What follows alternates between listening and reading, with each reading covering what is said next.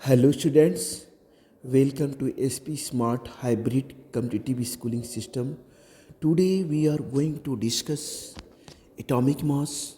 बच्चों आज हम एटॉमिक मास पे डिस्कस करेंगे, ठीक है। तो चलिए शुरू करते हैं। एटॉमिक मास क्या होता है? तो बच्चों एटॉमिक मास वो होता है द मास ऑफ, हम कह सकते हैं the mass of an atom of a particular कोई भी सब्सटेंस, यानी किसी भी एलिमेंट के अंदर जो एक पार्टिकुलर एटम है उसका मास जो होता है वही क्या होता है, एटॉमिक मास होता है। तो चलिए हम इस पर डिफाइन करते हैं बच्चों कि ये जो है से हम कैसे डिफाइन करते हैं एटॉमिक मास। तो आ गए बच्चों हम यहाँ पे एटॉमिक मास, राइट। ये हो गया आपका बच्चों एटॉमिक मास। एटॉमिक मास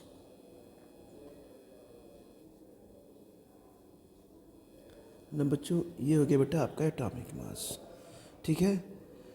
अब हम यहाँ पे क्या करते हैं, कहते हैं the mass of one atom. हम यहाँ पे ये कहते हैं बच्चों the mass of an one atom. मैं इसको समझा रहा हूँ। The mass of an atom of a particular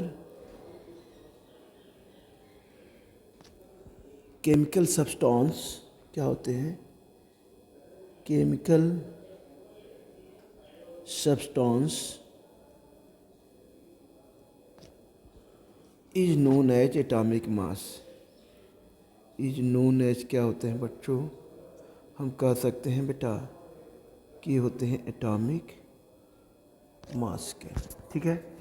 या हम इसे भी डिफाइन कर सकते हैं बच्चों कि अगर the mass of one atom है, हम यहाँ ऐसे भी डिफाइन कर सकते हैं कि it is the mass of an atom. हमने क्या किया यहाँ बनाया, इट इज, ध्यान दीजिएगा, mass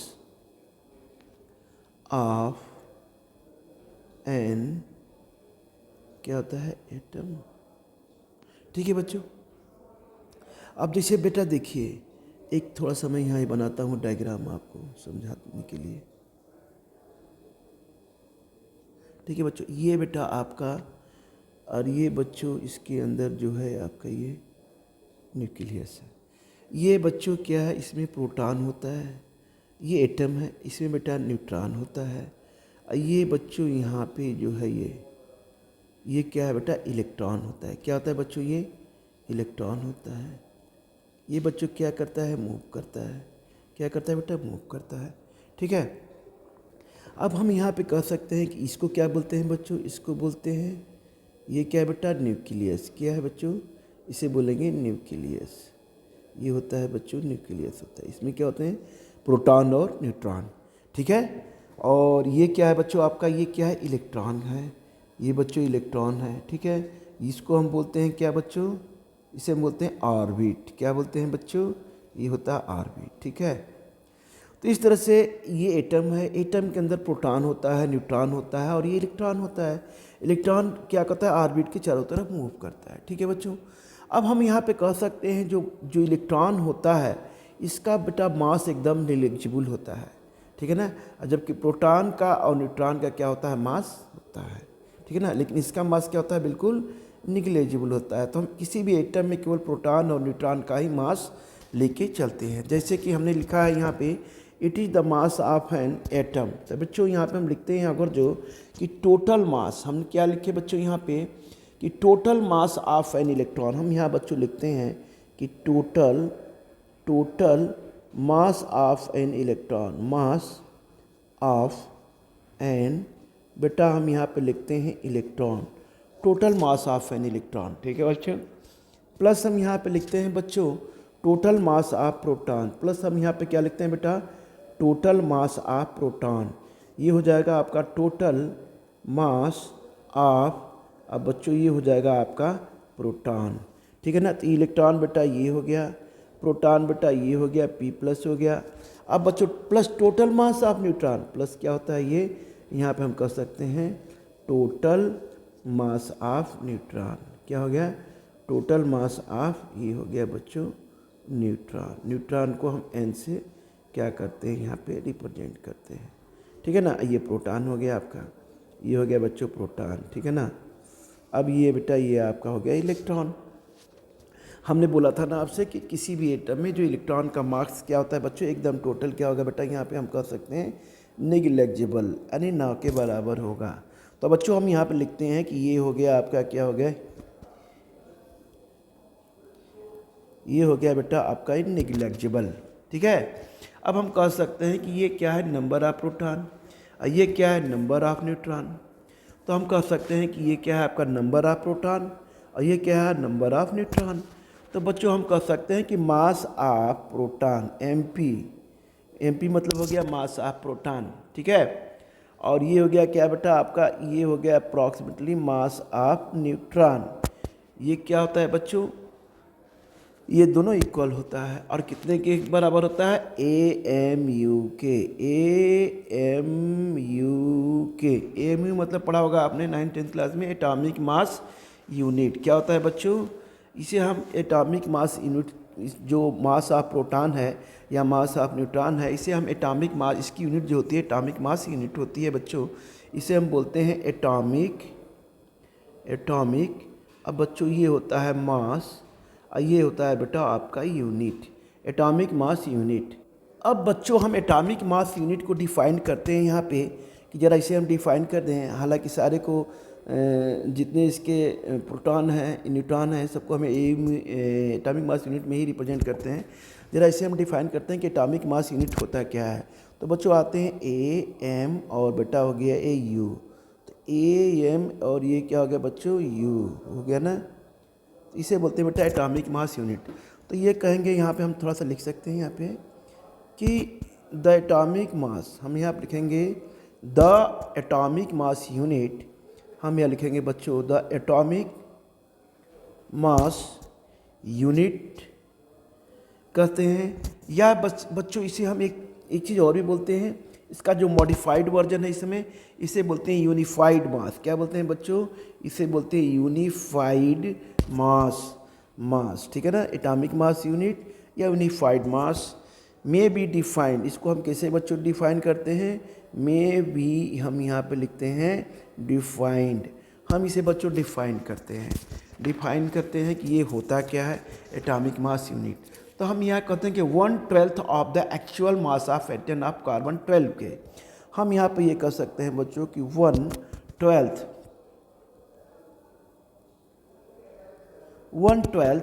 of actual mass.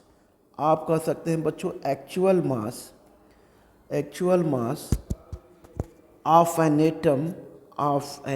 Atom, किसके होता है ये, ऑफ कार्बन 12 आइसोटोप के, of carbon 12 isotope.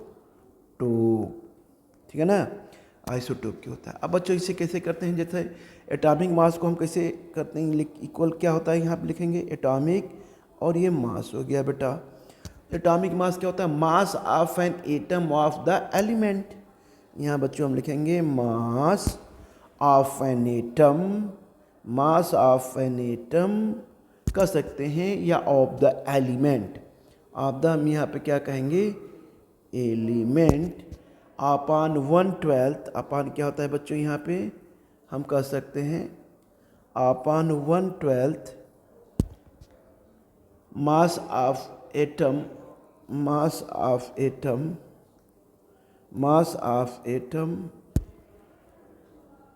Of carbon 12। ठीक है, और ये 1 एटॉमिक। अब इसको क्या कर लेंगे, जो एटॉमिक मास यूनिट इसकी वैल्यू कितनी होती है बेटा, 1 atomic mass unit is equal to क्या हो जाएगा, ये 1.6610⁻⁻24 ये ग्राम के बेटा होता है। ठीक है ना बच्चों। एक चीज़ ध्यान रखना है कि AMU को आल्सो कॉल्ड डाल्टन, यानी एटॉमिक मास और यूनिट इज आल्सो कॉल्ड, हम कह सकते हैं यहाँ पे इज आल्सो कॉल्ड जो होता है बच्चों, हम इसे बोलते हैं डाल्टन।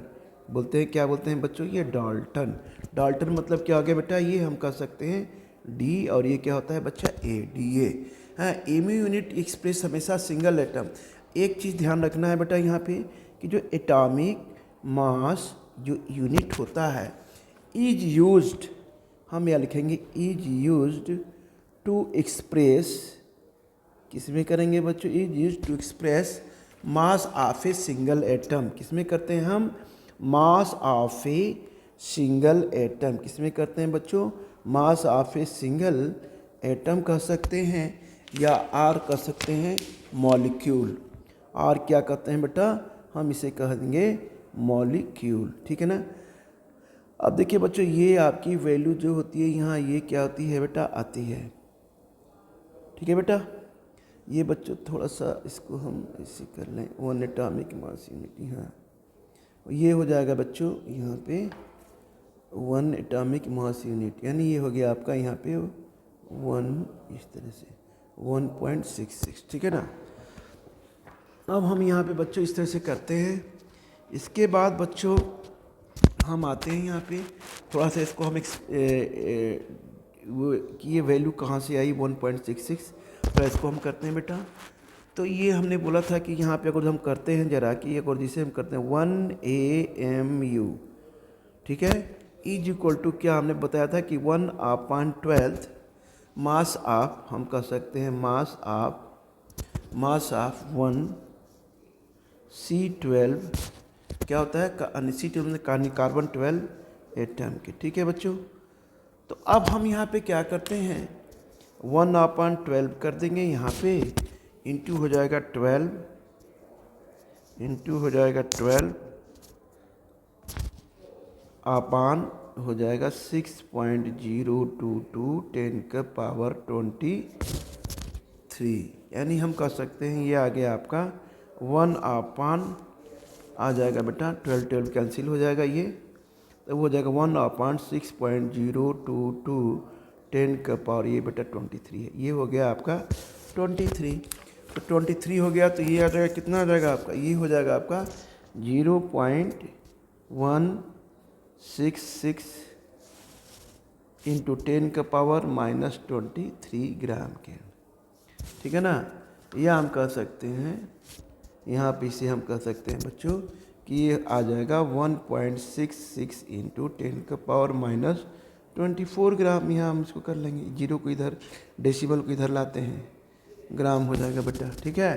तो इस तरह से हम कहेंगे 1 atomic mass unit is equal to 1 atomic और मास और यूनिट इज इक्वल टू हो जाता है बच्चों 1.66 -24, ये क्या हो गया बच्चों, ग्राम के, ठीक है ना बेटा, ये हो गया आपके ग्राम के।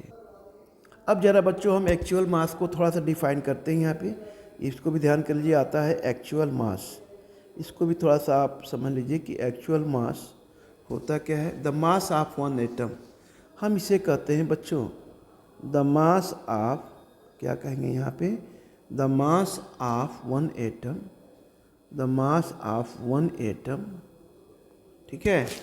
1 molecule of a substance is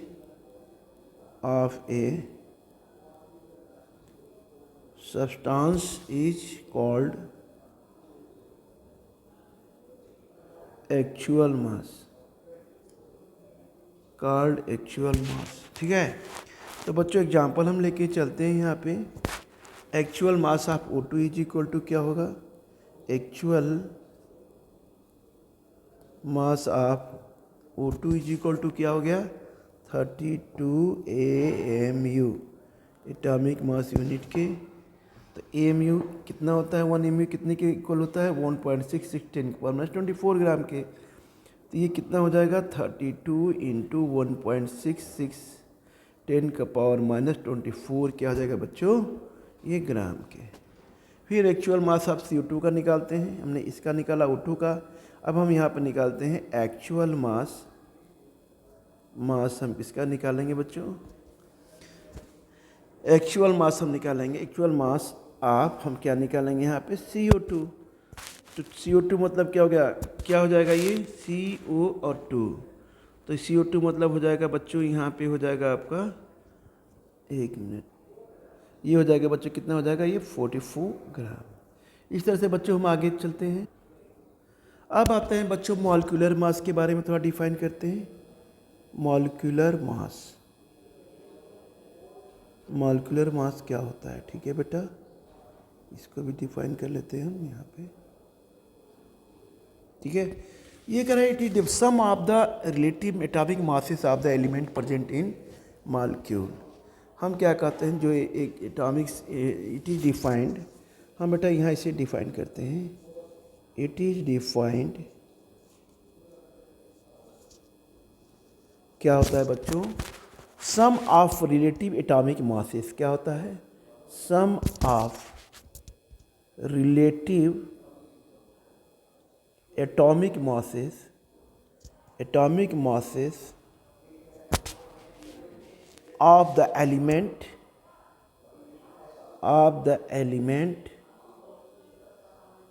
present in molecule, present in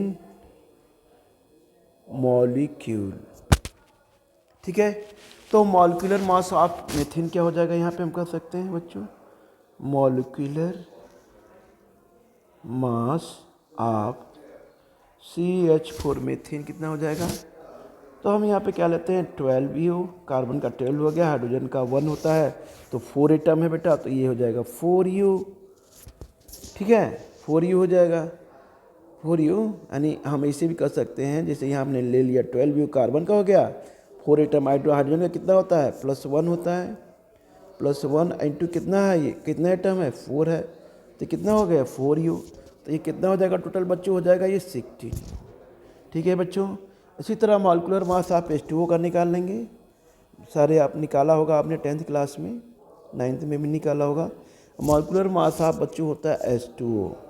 तो sum of the atomic masses, relative atomic masses, तो हाइड्रोजन का कितना है 2 है, हाइड्रोजन के बच्चों कितना होता है 2 होता है, और ऑक्सीजन कितना होता है 16 होता है।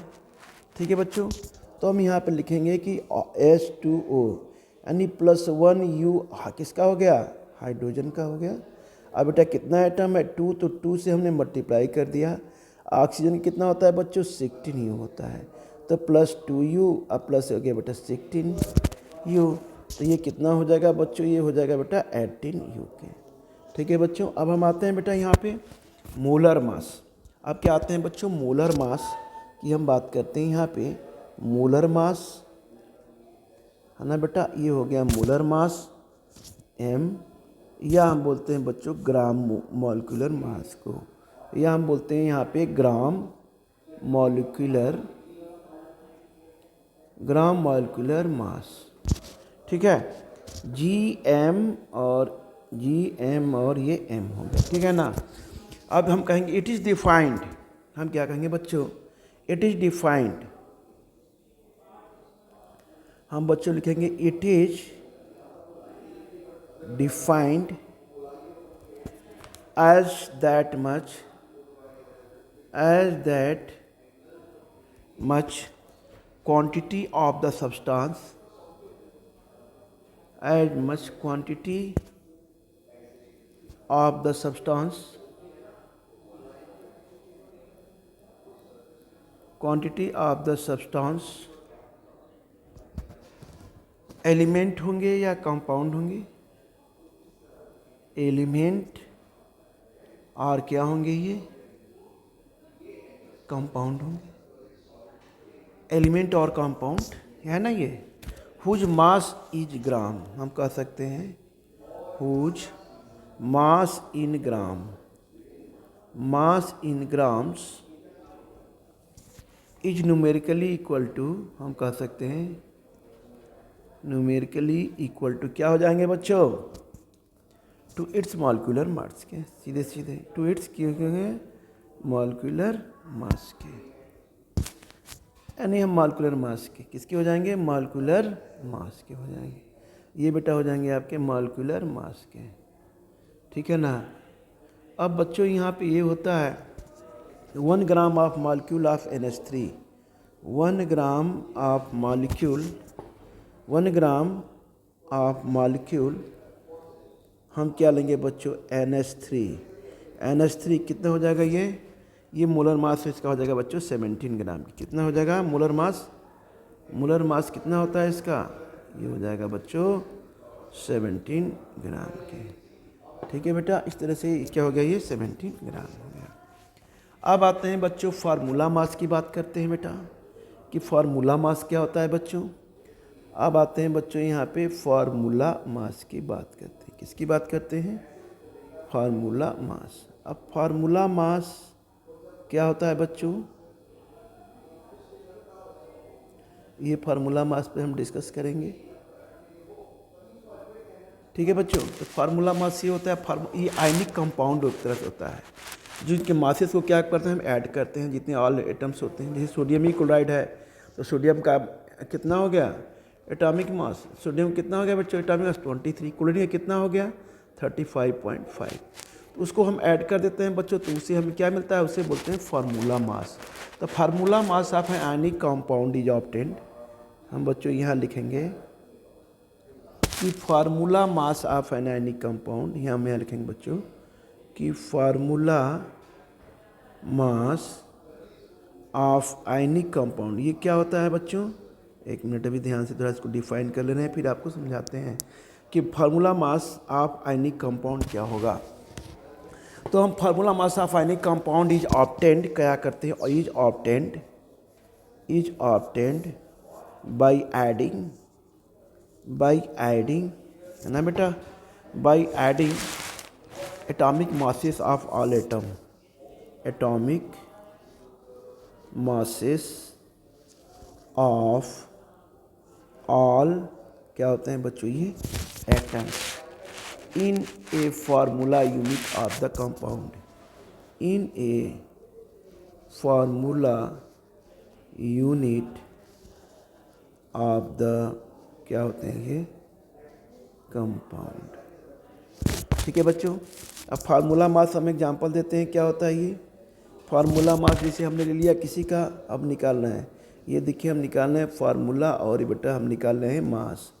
जैसे हमने क्या ले लिया, यहाँ ले लिया सोडियम और क्लोराइड, क्या ले लिया हमने यहाँ पे सोडियम क्लोराइड ले लिया बच्चों। तो सोडियम कितना होता है इसका, सोडियम कितना हो जाएगा 23U, क्लोरीन कितना हो जाएगा बच्चों 35.5U।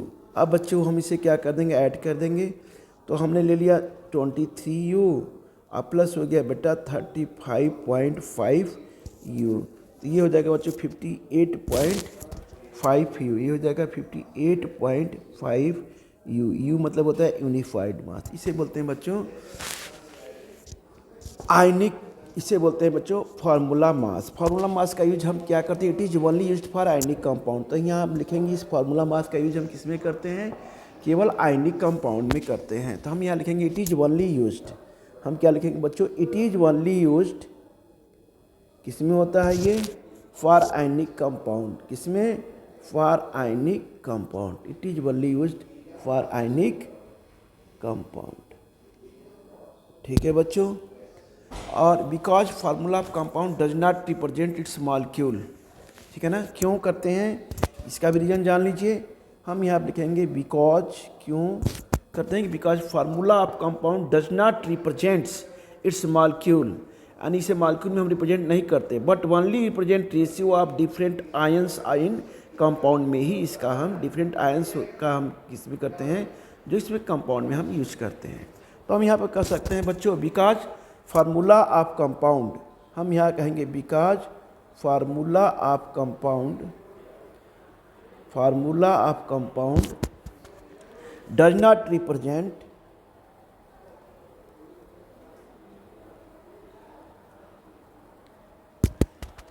इट्स मॉलिक्यूलर, इट्स क्या होता है बच्चों, हम कह सकते हैं molecule, but only represent, but only बच्चों यहाँ लिखेंगे but only represent, but only represent its molecule,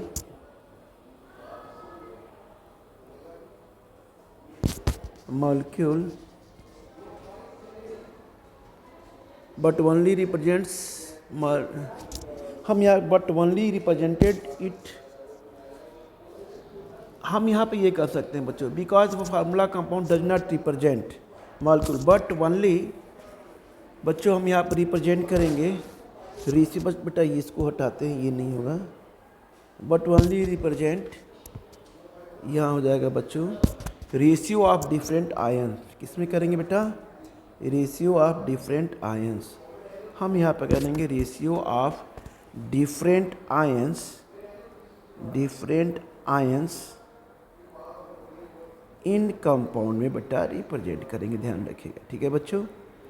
तो बेटा इस तरह से आज का ये लेक्चर हुआ, फिर बच्चों हम आगे इसको फिर आगे बेटा कंटिन्यू करेंगे, ठीक है बच्चों।